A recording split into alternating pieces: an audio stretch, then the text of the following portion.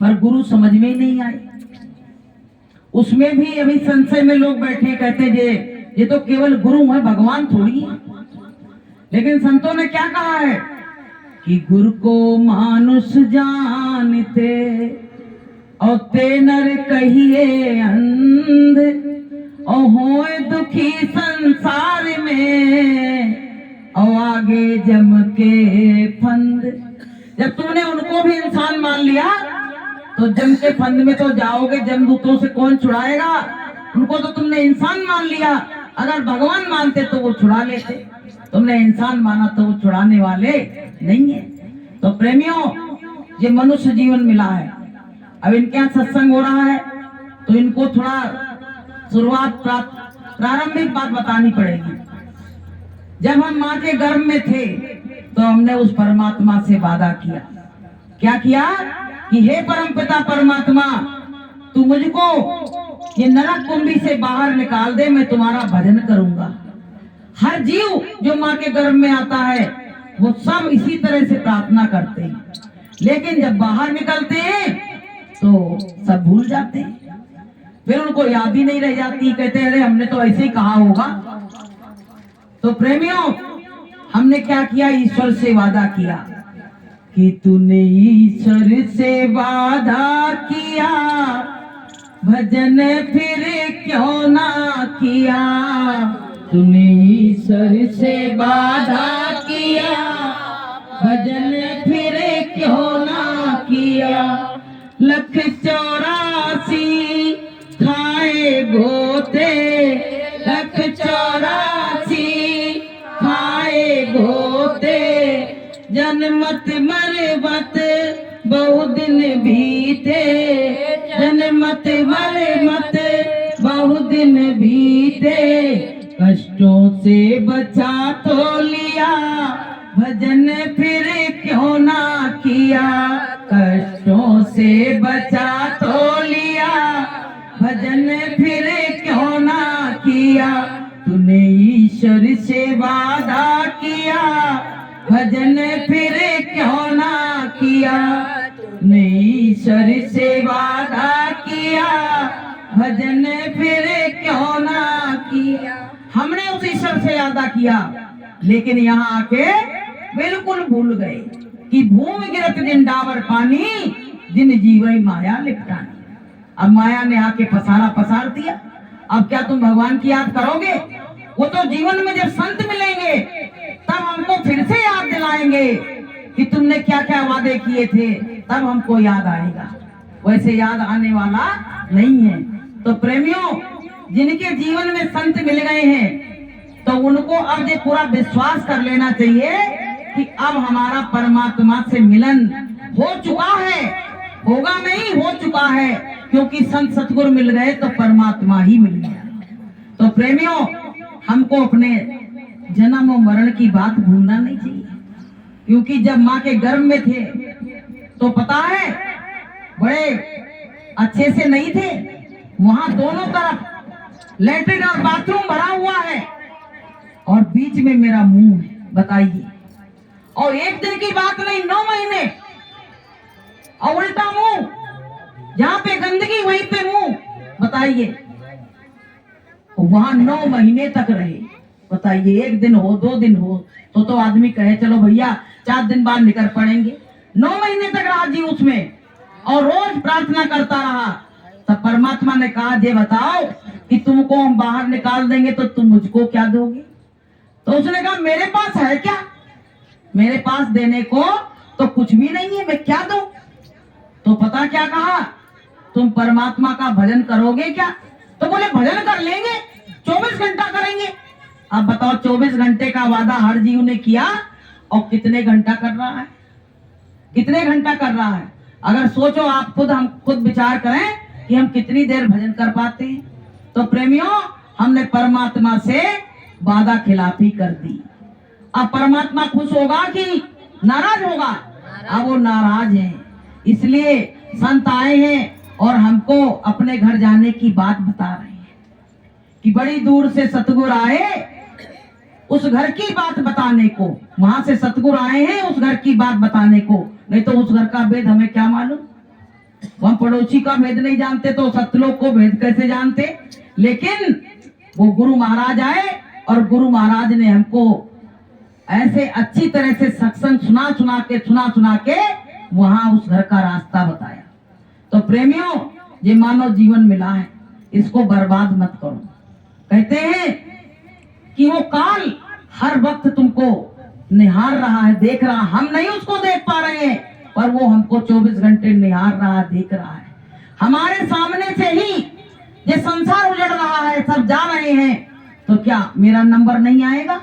हमारा भी नंबर आने वाला है, लगा हुआ है। लेकिन हम जीव मोह बस, अज्ञानता बस ऐसे निश्चिंत होके बैठे हैं कि हमको कहीं जाना ही नहीं है। संतों ने कहा है कि नींद निशानी मौत की, और जाग कबीरा जाग, और सभी रसायन छोड़ के, और नाम रसायन लाग। कहते सब रसायनों को छोड़ के नाम रूपी रसायन को पकड़ ले, अब उसको जप ले तो तेरा कल्याण हो जाएगा। तो प्रेमियों, हमको सबको क्या करना है? गुरु महाराज ने जो नाम बताया है, जय गुरुदेव नाम उस प्रभु उस परमात्मा का है, और वो नाम बताया है गुरु महाराज ने, उसको हम लेते रहेंगे तो हमारा कल्याण हो जाएगा, वरना होने वाला नहीं है। ये माइक का क्या हट गया क्या? इको सिस्टम हट गया, इको बना दो ना।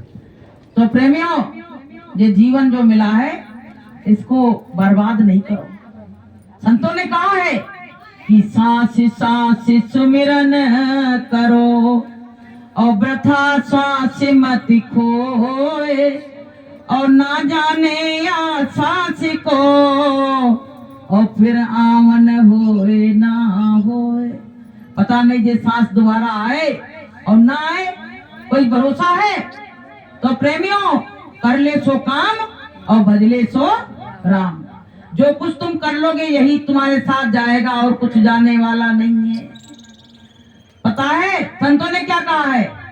जो कमाया है तो उसमें जंग लगेगी।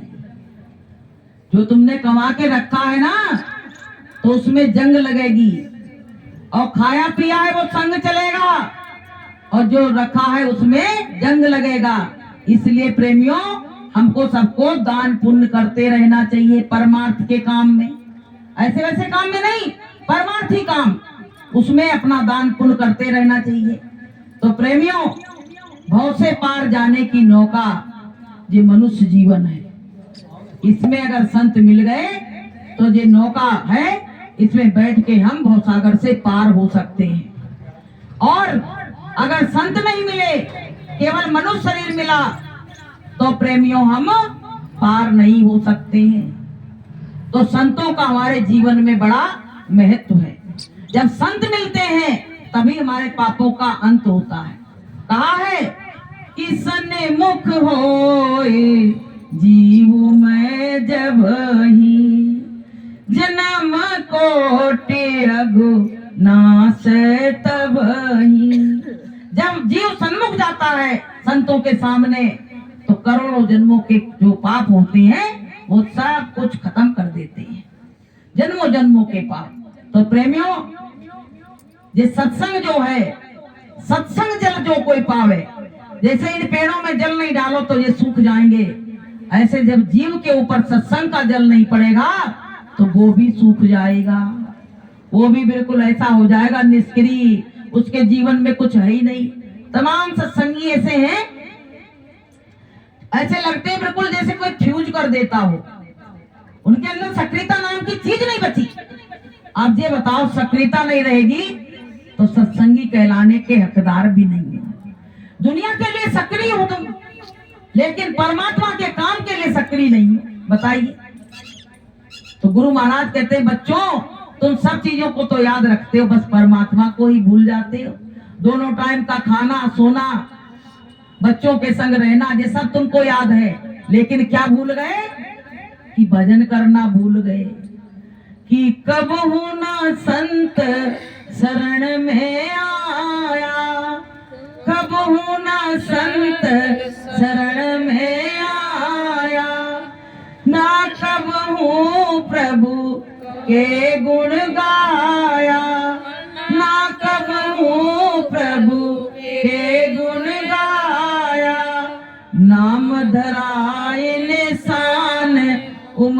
खोए दई सारी, रे मूरख नादान उम्र खोए दई सारी। ए मूर्ख इंसान, तुमने अपनी उम्र सारी यूं ही बर्बाद कर दी, धोखे धोखे में निकल गई सारी जिंदगी। जब अमदूत आए लेने को तो रोने लगे, कहने लगे भैया हमें नहीं मालूम था कि सत्संग में जाने से जे होता है और सत्संग में ना जाने से जे होता है। रोने लगे, चिल्लाने लगे। तो प्रेमियों, हमारा जो मन है ना बड़ा खुरापाती है, ये दिन रात उत्पात मचाता रहता है, हमको कहीं चैन से बैठने नहीं देता है। जरा से बैठे और फिर उत्पात मचाने लगा, कहने लगा चलो वहां चलते हैं, मेला चलते हैं, बाजार चलते हैं। ये मन हमको भटकाता रहता है। तो हमको पता गुरुदेव से प्रार्थना करनी चाहिए, हे गुरु जी मेरे मन की जो लगाम है ना वो अपने हाथ में पकड़ लो। मुझसे तो ये मन मान नहीं रहा है, भगता रहता है। हे गुरु महाराज मेरे मन की लगाम अपने हाथ में पकड़ लो तो शायद ये रुक सकता है। जैसे अर्जुन के रथ की लगाम भगवान कृष्ण ने ले ली थी तो प्रेमियों उनकी जीत हो गई थी। ऐसे प्रेमियों हमारे मन की लगाम जब जिस दिन सतगुरु ले लेंगे उस दिन हमारी भी जीत हो जाएगी। बोलिए प्रेम से। तो प्रेमी भाई बहनों, ये जीवन जो मिला है इसको बर्बाद मत करो। गुरु महाराज ने कहा है, सहजोबाई थी एक और मीराबाई थी। तो देखो हर व्यक्ति का शरीर जब ढलने लगता है तो वो सोचती हमने अपने जीवन में कुछ कर ही नहीं पाया, तो रोने लगी और भगवान से क्या कह रही है कि दिन दिन घटत शरीर याद मोए गुरु की आवे। दिन दिन घटत शरीर याद मोए गुरु की आवे। कैसे हो दीदार जतन कुछ समझ न आवे। कैसे हो दीदार जतन कुछ समझ न आवे। तो कहने लगी मीराबाई कि कैसे हो दीदार, परमात्मा का दीदार कैसे हो, मेरी कुछ समझ में नहीं आ रहा। मेरा शरीर दिन पे दिन जर्जर होता चला जा रहा है। दिन पर जैसे ये मकान है, अब इसकी ईंटें दिख रही है, ऐसा लग रहा है गिर नहीं जाए दीवार कहीं। ऐसे प्रेमियों जब इंसान बीमार हो जाता है तब सोचने लगता है कि ये शरीर मेरा काया कहीं छूट नहीं जाए, जो हम कहीं के भी नहीं रह जाएं। इसलिए प्रेमियों ये काया क्या है, ये 5 तत्वों से मिलके शरीर बनाया है। हम लोग कल बात कर रहे थे तो बच्चे भी थे तो कहने लगे ये काल को क्या हुआ कि दयाल ने काल के हाथ में सब कुछ दे दिया, इसीलिए इसने इतना बड़ा वरदान मांग लिया। अगर इस पे अंकुश होता पिता का तो ये आत्माएं जो आज परेशान है मृत्यु लोक में, ये वरदान ये कभी नहीं मांग पाता। अंकुश हटा दिया, वो निरंकुश हो गया और निरंकुश होके आज हम जीव परेशान है संसार में। तो प्रेमियों पिता का कंट्रोल जब बच्चे पे रहता है तो बच्चा क्या है, सही रास्ते पे चलता है। अब वो निरंकुश हो गया तो जो भी शासन करे, जैसा भी नियम बनाए, सब तुमको उसमें रहना पड़ेगा। तो प्रेमियों काल जो है वो 24 घंटा हमको निहार रहा है। तरह तरह की पीड़ा देने के बाद भी वो उसको दया नहीं आती, वो खुश होता रहता है। इंसान तड़फड़ा रहा है और उसको खुशी आ रही है। बताइए ऐसा कोई निर्दयी व्यक्ति होगा? और उसी की हम दिन और रात पूजा कर रहे हैं। हम कहे जे मान जाएगा। तो हमको एक बार बताओ, चूहा होता है और बिल्ली की रोज पूजा करे तो क्या बिल्ली खाएगी नहीं? खाएगी नहीं? खाएगी खाएगी है। तो बस यही बात हम लोग कर रहे हैं, वही बिल्कुल बात है। हम काल की पूजा करके यही सोच रहे हैं कि ये हमको खाएगा नहीं, और वो खाने के लिए कहता समय पूरा होगा वैसे ही तुमको ले जाएंगे। एक बार क्या हुआ, गुरुजी सत्संग सुनाते थे तो एक बिल्ली आके और बैठ जाती।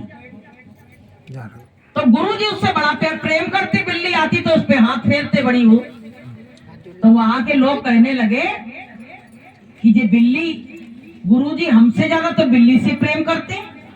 बोले आज ही बिल्ली की चाल बताएंगे, बिल्ली काहे के लिए बैठती है। एक चूहा ले आए, एक चूहा ले आए और छोड़ दिया। अब बिल्ली ने जैसे चूहा देखा वैसे ही भगी तो दीपक जल रहा था वो बुझ गया। और तो लोगों ने कहा भब्बड़ काय का मच गया, बोले बिल्ली दौड़ी चूहे के पीछे।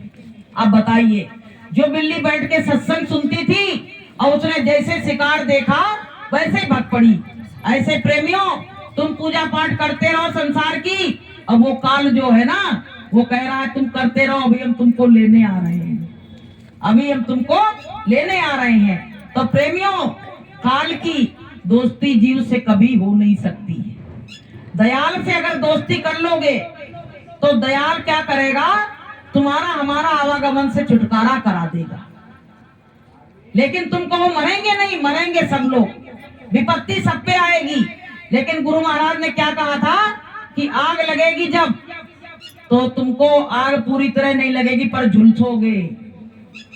आज सत्संगियों पे परेशानियां आ रही हैं, ऐसी बात नहीं है, लेकिन वो झुलसन तो तपन तो होगी। संसार में आग लगने जा रही है इतनी बड़ी, तो सत्संगियों में भी थोड़ी बहुत तो परेशानी आएगी। लेकिन गुरु महाराज उसमें कर्म भी तो काट रहे हैं संग में, ये भी तो देखो। हमारे तुम्हारे पिछले जन्म कितने जन्मों के कर्म इकट्ठा है, हमको मालूम नहीं है। गुरु महाराज धीरे धीरे काट रहे हैं।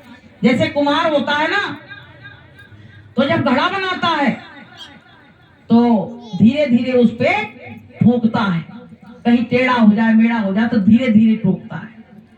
अब वो अगर कस के ठोक दे तो वो फूट जाएगा। ऐसे गुरु महाराज हैं, कुम्हार हैं, और हम लोगों को गढ़ रहे हैं, बना रहे हैं, अच्छा कर रहे हैं। तो प्रेमियों, धीरे धीरे चोट मार रहे हैं। गुरु महाराज कहते बच्चों, अगर तुम्हारे संग परेशानी की एक पुड़िया ना लगाई जाए तो तुम तो हमारी याद भी नहीं करोगे। और सत्य बात है, जब परेशानी आती, संकट आती है, तो हमको गुरु महाराज की बहुत याद आती है। आज आश्रम गए तो एक लेडीज थी, वो हमें पकड़ के एकदम रोने लगी। हमने कहा क्या हो गया दीदी? अरे मेरे बच्चे के माइंड का ऑपरेशन हुआ और हम आश्रम पे पड़े रहे, यहीं पे चरणों में। हमने कही हमको नहीं जाएंगे, ऑपरेशन हुआ तो होने दो। और वहाँ इतना बढ़िया ऑपरेशन हुआ कि लड़के की याददाश्त सब वापस आ गई और बढ़िया सही हो गया। बोलिए प्रेम से। तो बताइए, अरे तुम जाओ चाहे नहीं जाओ, वहां तो गुरु महाराज विराजमान है।